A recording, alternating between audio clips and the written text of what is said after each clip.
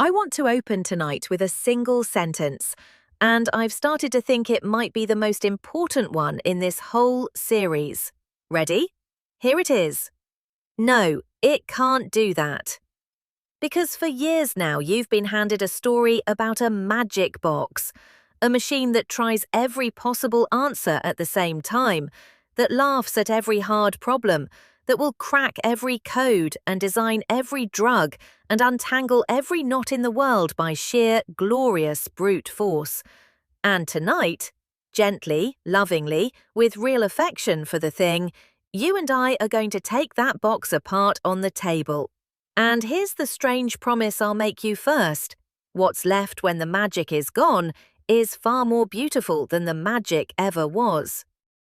It is, and I've been quietly waiting for this one, because you can't really love a thing until you know its shape, where it ends, what it can't reach.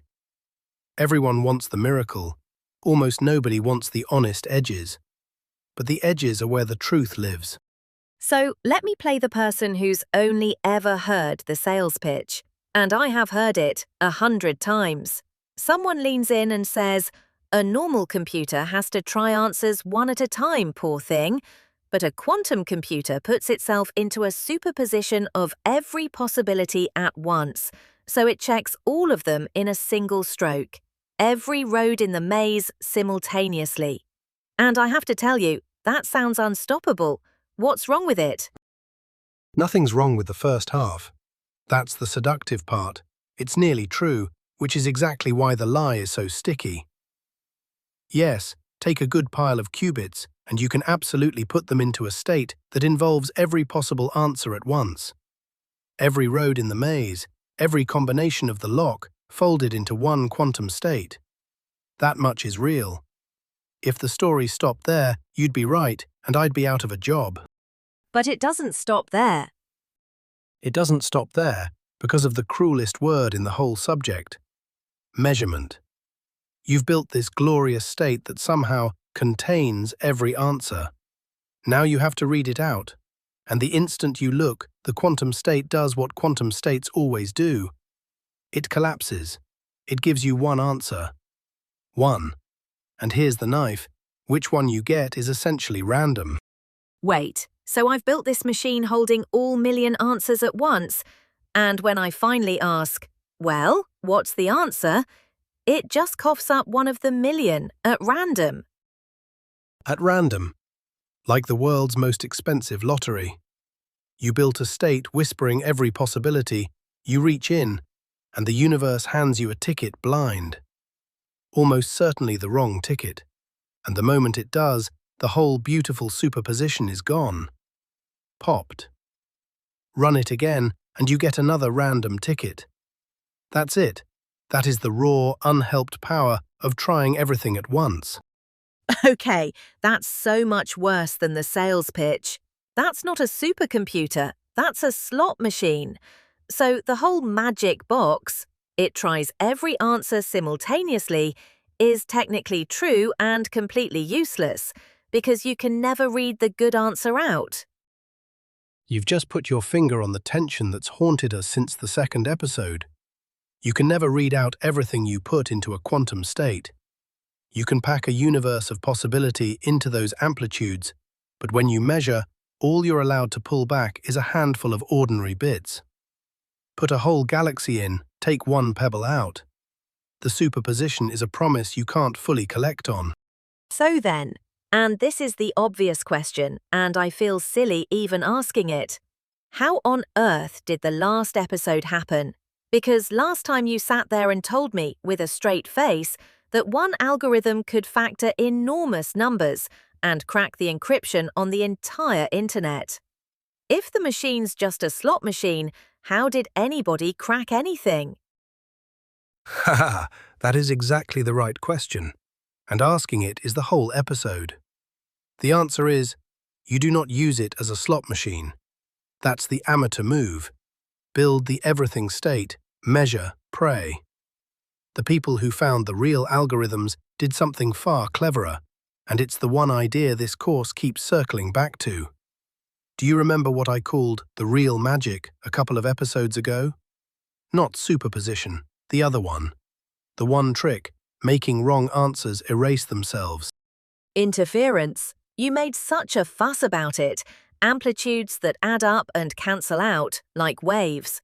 And you said the secret of a quantum computer isn't trying every path, it's making the wrong answers erase themselves. That's the sentence. Hold on to it, because it's the key to everything tonight, including everything the machine can't do. Here's the picture. Those amplitudes, the little quantum arrows riding along with each possible answer, aren't just sizes. They point in directions. They behave like waves, and waves can do the one thing ordinary probabilities never can. They can cancel. Right. Crest meets trough, and you get flat water, nothing. Nothing. So a real quantum algorithm is not a machine that checks every answer. It's a machine that arranges an interference pattern. You choreograph the whole thing so that the arrows attached to all the wrong answers point every which way and destroy each other. Flat water, gone. While the arrows attached to the right answer all line up and reinforce into one tall wave. And now when you finally measure, when you pull that lottery ticket, the deck is stacked. The right answer has almost all the amplitude. The wrong ones have cancelled themselves into near nothing. You're overwhelmingly likely to draw the winner. Oh, that's gorgeous. So it's not try everything and read the answer. It's try everything, then make everything wrong delete itself. So the only thing left standing to read is the answer. You've got it exactly.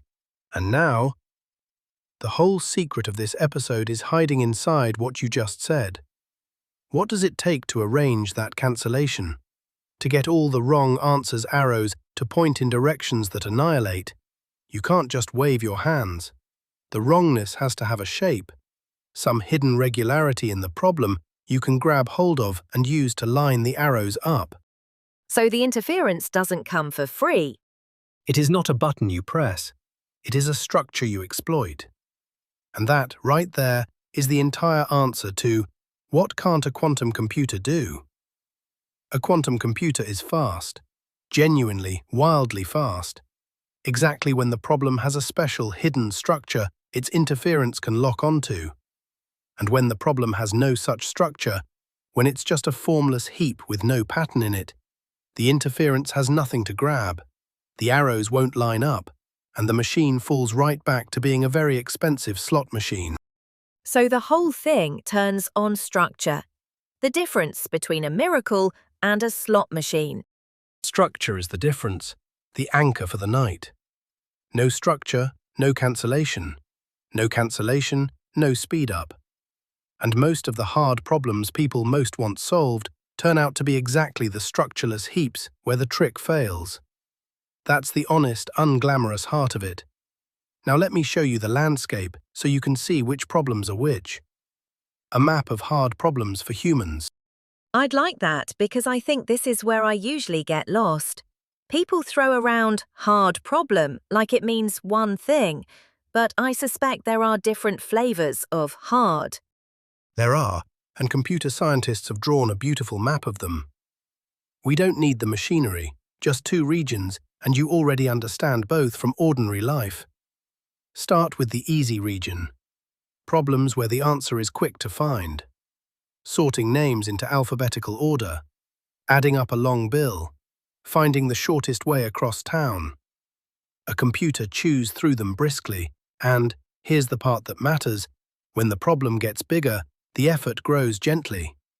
Twice the names, roughly twice the work. That whole comfortable region, the problem's genuinely easy to solve, has a name. Let's call it P. Think P for practical. Easy to do. Fine. P is the easy stuff, where more of the problem means only a bit more work. What's the other region? The other region makes people tear their hair out, and it's defined by a wonderful, sneaky twist. These are problems hard to solve, but easy to check. The cleanest example there is a jigsaw puzzle. Solving a huge jigsaw from a heap of pieces is agony, hours of shoving pieces together. But if I hand you a finished jigsaw and ask, "Is this done correctly?" you know in a single glance. Solving is torture, checking is instant. Oh, I like that. And it's true of so many things, isn't it? A hard riddle. I can't find the answer for the life of me. But the moment you tell me, I go, oh, obviously, yes, that's right. That's the whole flavor of it. And that region, problems where a proposed answer is quick to check, even if finding it is a nightmare, has a name too. Let's call it NP. The only thing to remember about NP is that phrase, easy to check. Hand someone the answer and they can verify it fast. That's the club membership. Now, a real one. A delivery driver has to visit 100 cities and wants the shortest route that hits them all. If I hand you a route and ask, is this one shorter than 1,000 miles? Easy, add up the legs and look. Checking, quick. But finding the very shortest route out of the mind-boggling number of possible routes. I'm going to guess that's a nightmare. It's the nightmare. As you add cities, the number of routes doesn't grow gently, it explodes. A handful of cities, fine. 100 cities, and the number of routes is larger than anything the physical universe can hold. Run every computer on Earth till the sun burns out, and you'd not check them all one by one. Okay, so hold on. Let me make sure I've got the two regions clean in my head. P is easy to solve. NP is easy to check, but maybe agonizing to solve. And I notice, anything that's easy to solve is obviously also easy to check, right? If I can find the answer fast, I can certainly check yours fast. You just proved a real theorem in passing. Yes, the easy-to-solve problems all sit inside the easy-to-check ones. P lives inside NP. And now you're standing at the edge of the single most famous unsolved question in all of computer science. It's this. Are those two regions actually different? Is there really a gap between easy-to-check and easy-to-solve? Or is it just that we haven't been clever enough? And secretly, every check-easy problem has some brilliant fast solution we simply haven't found yet. That's the P versus NP thing. I've heard the name my whole life and never once known what it meant. And you're telling me nobody knows the answer? Nobody knows. It's wide open. There's a fortune in prize money on it, and the finest minds of 2 generations have broken themselves against it. But, and this matters for tonight, almost everyone who studies it believes the two regions really are different. That the hard ones are genuinely, permanently hard. That there's no secret fast trick for the traveling salesman, and never will be. We can't prove it, but the whole field would bet the house on it. And why does that belief matter for us tonight? Because here's the thing I've been walking you toward. Inside that hard region, inside NP, sits a special, terrible family of problems, the very hardest of the hard. The traveling salesman is one. There are thousands. Scheduling problems, packing problems, a famous one about satisfying a tangle of logical conditions. And they're all secretly the same problem, wearing different masks. The same problem? The delivery routes and the logic puzzle are the same. Secretly, yes. One of the great discoveries of the 20th century. They're all locked together. Find a genuinely fast way to solve any single one, and you'd instantly have a fast way to solve all of them. The whole hard region would collapse into the easy one. Like a set of master locks all keyed alike. Crack one, and every door in the building swings open. We call this family the hardest problems in NP. Beat any of them, and you beat everything. And now, the question this whole episode exists to answer. Where does the quantum computer fit on this map? Which of these can it actually crack? Where the quantum machine actually lives? And I already know what the sales pitch says. The sales pitch says, the quantum computer walks into that hard region, the traveling salesman, all the master locks, and just melts through it. Tries every route at once, done. That's the whole dream, right? Quantum computers slay the hard problems. That is the dream. And it is, as far as anyone can tell, false. That's the big one tonight.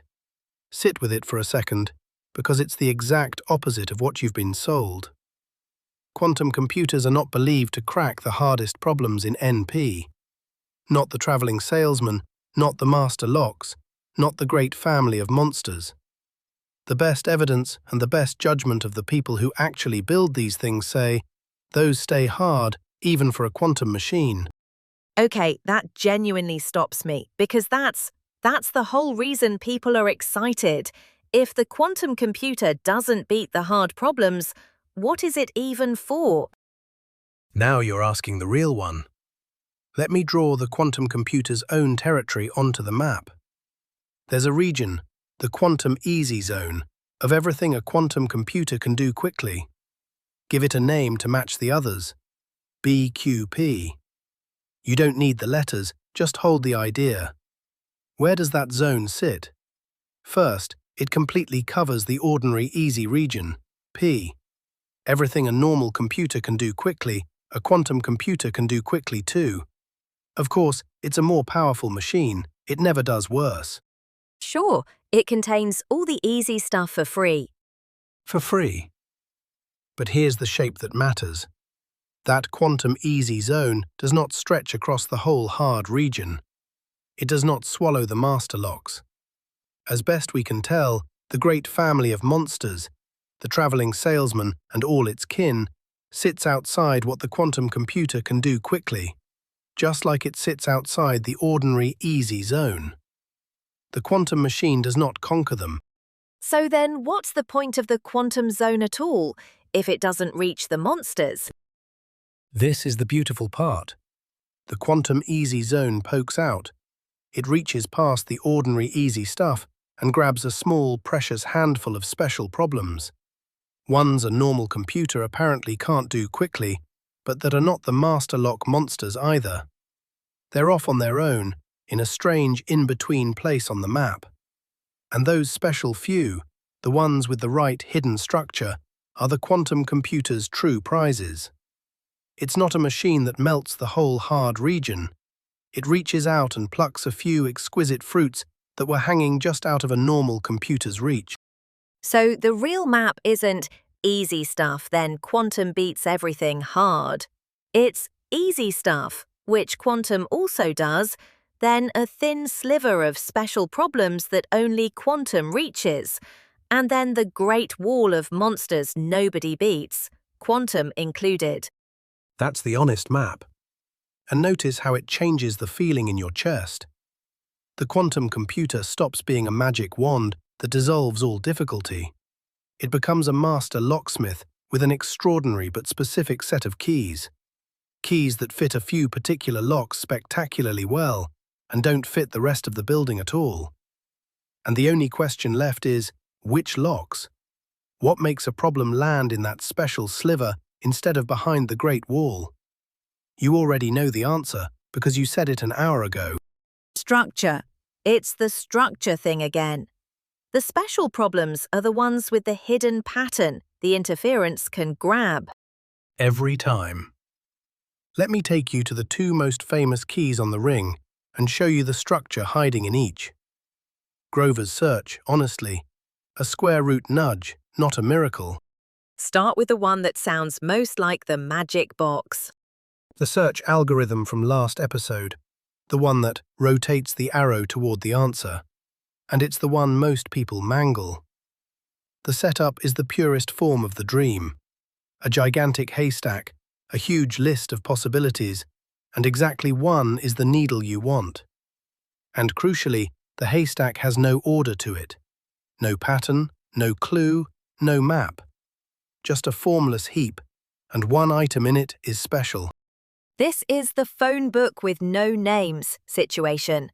I want the one person with a particular number, but the book's in totally random order, so I just check entries one at a time. Precisely. And classically, that's exactly what you do, one by one. With 1 million entries, on average, you pore through about 500,000 before you stumble on it. Now, the quantum search uses interference to do something remarkable. Instead of 500,000 checks, it finds the needle in about 1,000. 1,000 instead of 500,000. That's a huge speed up. That sounds like the miracle after all. It is a real, valuable speed up. But look closely at the numbers because their shape is the whole lesson.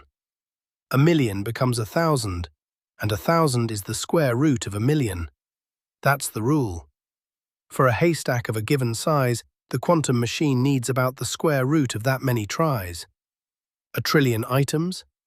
A normal computer might slog through hundreds of billions. The quantum one needs roughly 1,000,000. Square root every time. So it's a square root speed up, which is, let me be fair to it, genuinely a lot when the numbers are huge.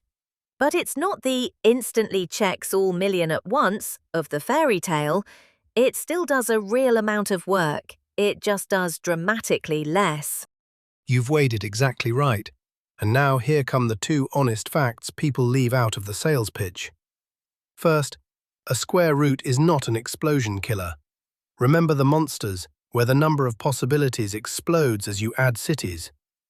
The number of roots might be 2 multiplied by itself 500 times over, an unthinkable number. Take the square root of an unthinkable number and you get a still unthinkable number. You cut the exponent in half, sure, but 2 multiplied by itself 250 times is still so vast it would outlast the universe. So even pointing quantum search at the monsters barely dents them. It turns impossible into still completely impossible. That's why the Great Wall stands. Ah, so the square root speed up sounds like it should tame the exploding problems.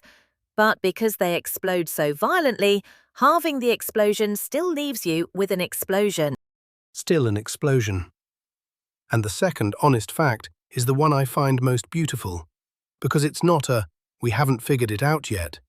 It's a proven limit. For a truly patternless haystack, a heap with no hidden structure at all, that square root is the best any quantum computer can ever possibly do. Ever. It's been proven. There is no cleverer quantum trick waiting to be discovered that searches a formless heap faster. The square root is the flaw. And why is that? Why can't it do better on a formless pile? Because of exactly what we said at the top.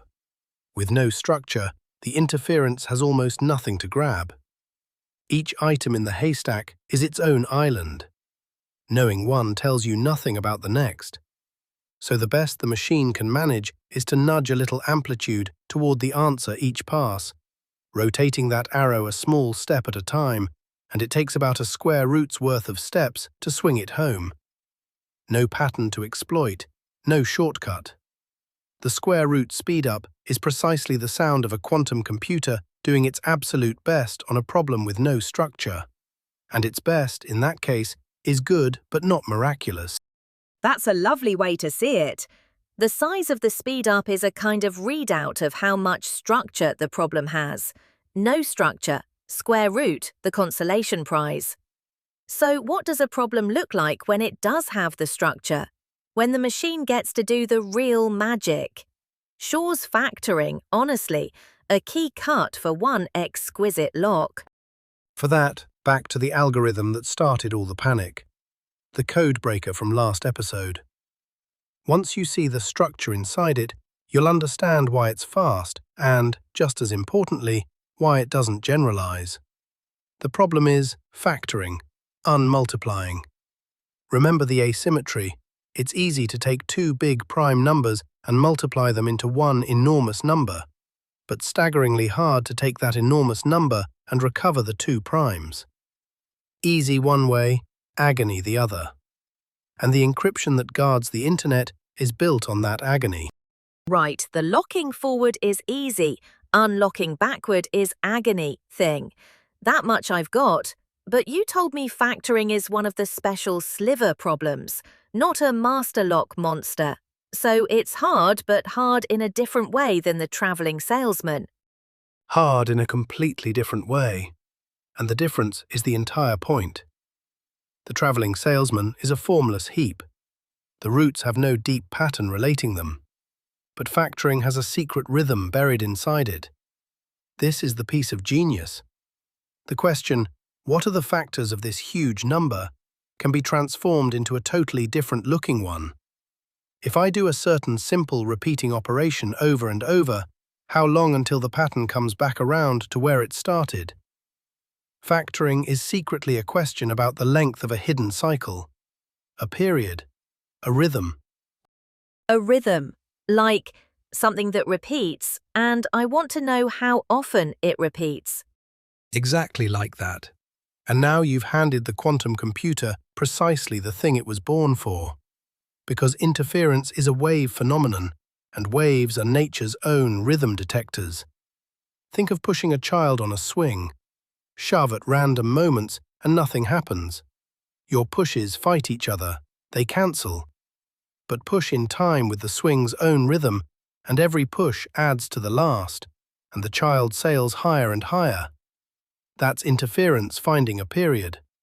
The quantum machine sets up a pattern like a whole comb of these swings at once, ringing out loud at exactly the hidden rhythm of the problem and cancelling flat everywhere else. Oh, so the wrong answers cancel and the right one reinforces, just like you promised at the start. But here it works because there's an actual rhythm in the problem for the waves to sync up with. The structure is the rhythm. The structure is the rhythm, and the rhythm is what the interference locks onto. That's why factoring falls, not because the machine tried every factor at once, but because factoring secretly has a periodic heartbeat, and a quantum computer is the finest instrument ever devised for hearing one. When you measure at the end, the arrows have all lined up to shout the period at you, and from the period, a little ordinary arithmetic hands you the factors. That is so much more satisfying than it tries everything. It's a machine that listens for a hidden pulse. But now, you keep insisting factoring is special, off in its own little sliver. Why doesn't this beautiful pulse-listening trick work on the monsters too? Why can't we find a rhythm in the travelling salesman? Because the rhythm isn't there to find. That's the humbling truth. The travelling salesman, the master lock monsters, as far as anyone can tell, they have no hidden periodic heartbeat, no global pattern for the waves to sync against. Their difficulty is a formless kind of difficulty. Factoring got lucky. It happens to have this exquisite mathematical rhythm sitting inside it, put there by the deep structure of numbers. Most hard problems didn't get so lucky.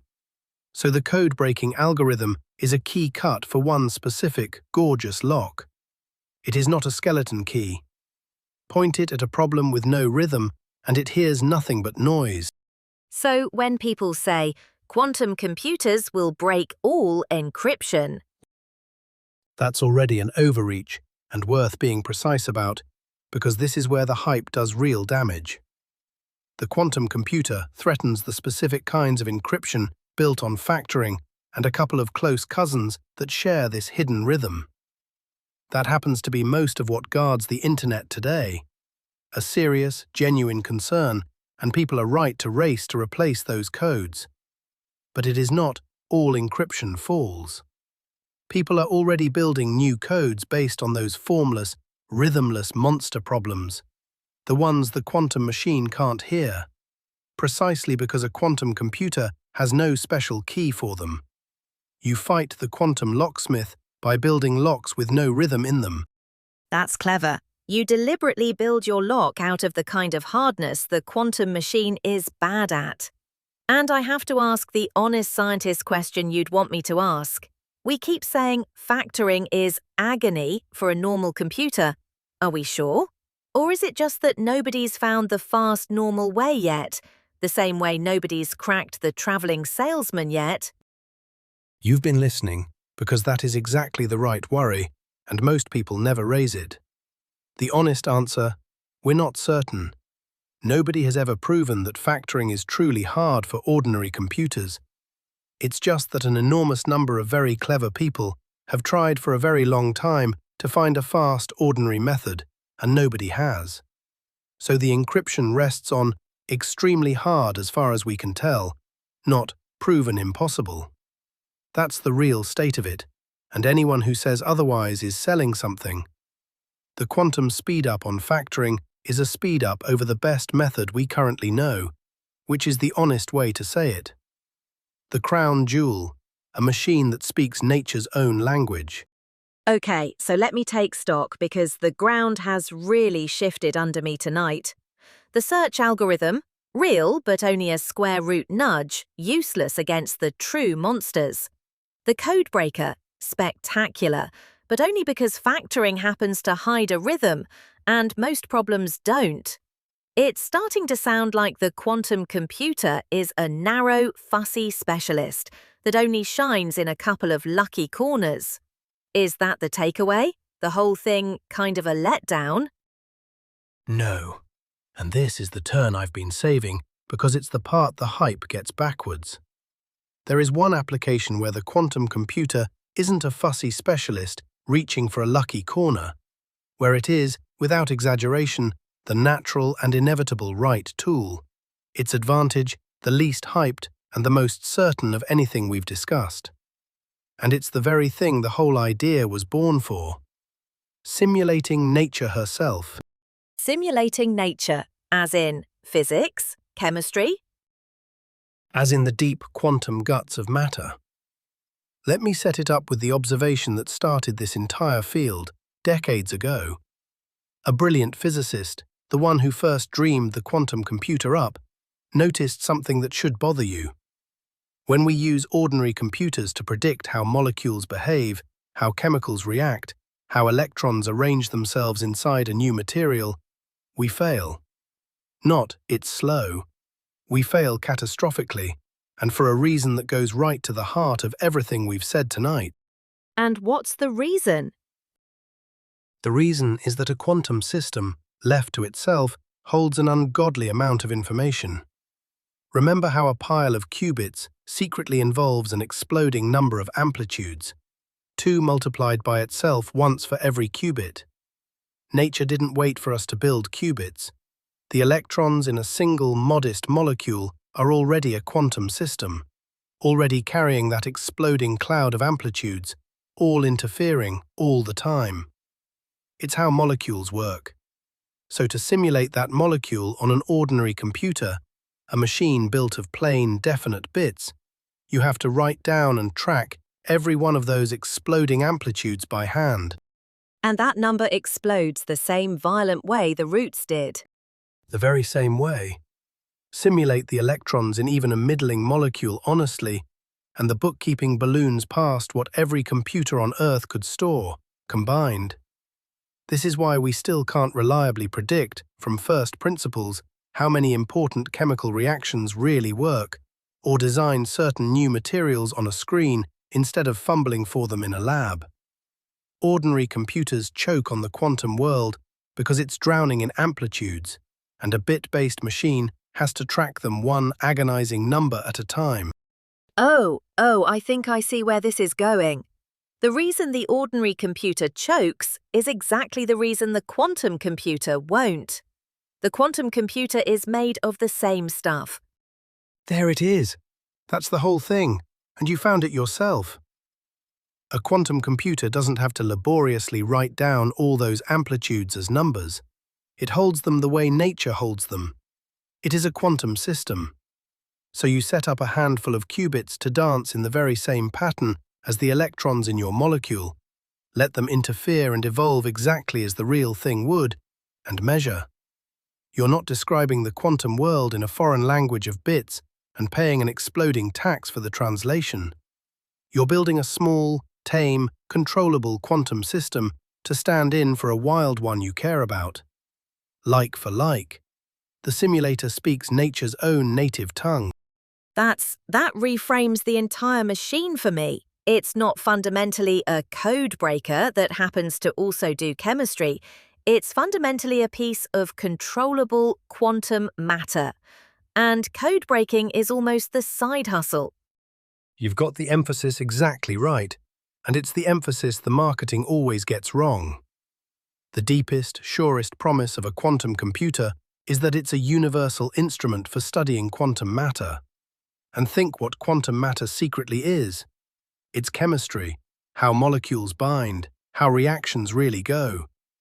It's materials, what makes one substance a magnet, another a superconductor. It's the machinery inside batteries, fertilizer production, new medicines, all at bottom quantum electrons finding their arrangements. Not science fiction someday problems, the physical basis of enormous parts of the actual economy, and we're flying half blind on all of them because our ordinary computers can't hold the quantum picture. And here's what strikes me, and tell me if I'm forcing it. This is the structure lesson again, isn't it? We said the quantum machine only wins when the problem has structure for the interference to grab. And here the structure is… The structure is quantum mechanics itself. You're not forcing it at all. That's the deepest version of the whole night's lesson. The search problem had almost no structure, so we got a mere square root. Factoring had one special hidden rhythm, so we got something spectacular but narrow. And simulating quantum matter? The structure the machine exploits is the entire quantum nature of reality. The machine and the problem obey the exact same laws. That's the richest structure there could possibly be. Not a lucky coincidence like factoring's rhythm. The machine simply made of precisely the right stuff to mirror the question. That's why this application is the surest of them all, and the least dependent on getting lucky. So of everything on the ring of keys, this is the one that isn't luck. Simulating the quantum world is the thing a quantum computer can't help but be good at, because it is a piece of the quantum world. That's the one to carry home. If you remember a single sentence from tonight, don't let it be about code breaking. Let it be this. The truest gift of a quantum computer is that it lets us finally compute with the quantum world instead of fighting it in translation. Everything else, the search, even the famous code breaking, is a bonus in the special corners. The simulation is the heart. The mature picture, a scalpel, not a sledgehammer. All right, let me gather the whole thing up because I came in believing in a magic box, and I want to say out loud what I believe now instead. Stop me if I drift. The magic box tries every answer at once, solves every hard problem, is dead. It's a slot machine unless you're clever. Being clever means arranging interference, so wrong answers cancel, and the right one rings out. And that cancellation only works when the problem has a hidden structure the waves can lock onto. Flawless so far. Keep going. So it's not a universal problem slayer. Most hard problems, the whole family of monsters, have no such structure, and they stay hard, even for the quantum machine. What it gets instead is a small, precious set of special targets. Formless searches where it gives a modest square root nudge and nothing more. Problems with a hidden rhythm, like factoring, where it's spectacular but narrow. And above all, simulating quantum matter, where it's the natural, inevitable, native right tool because it's made of the very same quantum cloth as the thing it's simulating. That's it. That's the honest machine, top to bottom, and you built it yourself. So here's the image to file it under. Forget the magic wand. A quantum computer is a scalpel, not a sledgehammer. A sledgehammer is what the hype promised. Swing it at any wall, and the wall comes down. A scalpel is useless against a wall. But for the few delicate incisions it's shaped for, nothing else on Earth comes close. You don't want a sledgehammer for heart surgery or a scalpel for demolition. The tragedy of the hype is that it sold a scalpel as a sledgehammer, and in doing so, hid what the scalpel is actually extraordinarily good at. And it connects all the way back to the very first idea of this series, doesn't it? The thing you said in the opening episode, and keep pulling on. Information is physical. It connects right back to the root, and I love that you reached for it. Information is physical. That's been the thread through everything. And here's how it closes the loop tonight. The quantum computer isn't fast because it does more brute force labor than an ordinary machine. It's fast, when it's fast at all, because physics itself, the real, wave-like, interfering nature of the world, hands it a kind of structure to exploit that a bit-based machine simply can't reach. The speed-up isn't magic bolted on from outside. It's what you get when you finally build your computer out of the same physics the problem is written in. That's the whole series, sitting inside one machine. I have to say, you were right at the start. I braced myself for a letdown. Here's all the things it can't do. And instead, I understand it for the first time. And it's more impressive, not less. A machine that can't do everything, but can do a few specific, near impossible things, because it's cut from reality's own fabric. That's a real thing. The magic box never was. The magic box was a story. This is a machine. And a real machine with real edges is worth 100 fairy tales, because you can actually build it, point it at the right problem, and watch it do something no other object in the universe can do. Knowing the edges is how you find the miracle. It's just that the miracle turned out quieter and stranger and far more specific than the salesman ever let on. So we've talked all night as if these machines just sit there and run perfectly. Set up your interference, let the arrows line up, read your answer. Clean. Is it that clean in real life? Ah, no. And you've put your finger precisely on where we go next. Because it's the crack that nearly swallows the whole dream. Everything we did tonight assumed the qubits hold their delicate arrangement perfectly, the arrows pointing exactly where you set them. But a qubit is the most exquisitely sensitive thing we've ever tried to control. The tiniest disturbance from the outside world, a stray whisper of heat, a breath of light, and the whole beautiful interference pattern smears and dies before you ever get your answer. So the very sensitivity that lets it dance is also the thing that dooms it. That's the knife edge the entire enterprise lives on, and it's where I want to leave you tonight, with the pin firmly in. We've spent this episode drawing the honest limits of what a perfect quantum computer could do. Next time, the harder question, the one that nearly killed the field in its cradle. What happens when the computer isn't perfect? When the world itself is constantly, quietly reaching in to wreck it? The enemy has a name, and it's noise. But that's the next stretch of the road. a whole coat full of pins, and you only let me keep the one. Fine. Tonight's pin. Not a sledgehammer, a scalpel. It can't do everything. And the things it can do because it's made of the same stuff the universe is. I came in wanting a magic box. I'm leaving with something better, a machine I actually understand. Good night.